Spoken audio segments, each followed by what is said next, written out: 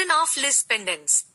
Delhi high court నిజమైన ఆస్తి యజమానులను వేధించే కోర్టు కేసుల నుండి రక్షించేందుకు లిస్ పెండెన్స్ సిద్ధాంతాన్ని కొన్నిసార్లు వర్తింపజేయకూడదని నిర్ణయించింది.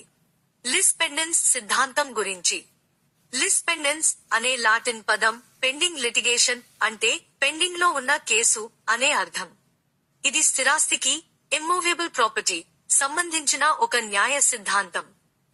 భారతదేశంలోని transfer of property act TPA 1882లోని సెక్షన్ 52లో దీనిని పేర్కొన్నారు.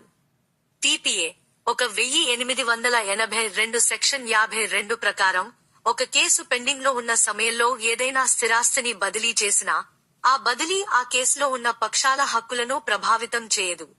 కేసు పెండింగ్ లో ఉన్న సమయంలో ఆస్తిని కొన్న వ్యక్తి కేసు తీర్పుకు బద్దుడవుతాడు. ఈ సిద్ధాంతం వెనుక ఉద్దేశ్యం ఏమిటంటే కోర్టు విచారణ జరుగుతున్న సమయంలో ఆస్తిని మూడవ వ్యక్తికి బదిలీ చేయకుండా నిరోధించడం.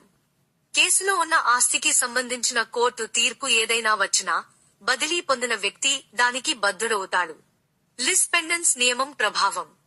ఇది ఆస్తి బదిలీని రద్దు చేయదు, కానీ ఆ బదిలీ కోర్టు నిర్ణయానికి లోబడి ఉంటుంది.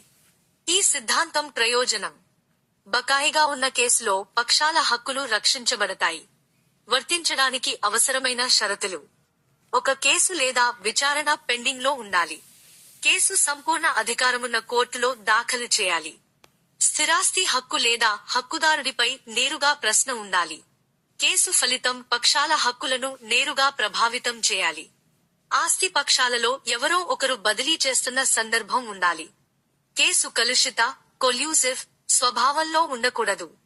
వర్తించని సందర్భాలు. మోర్ట్గేజర్ తన హక్కుల ప్రకారం ఆస్తిని విక్రయించినప్పుడు. బదిలీ వల్ల కేవలం బదిలీదారుడికే ప్రభావం ఉన్నప్పుడు. కలుషిత కేసులలో ఆస్తి సరిగా వర్ణించబడక గుర్తించడానికి వీలుకాకపోయినప్పుడు. ఆస్తిపై నేరుగా హక్కు ప్రశ్నలో లేనప్పుడు మరియు బదిలీ అనుమతించబడినప్పుడు.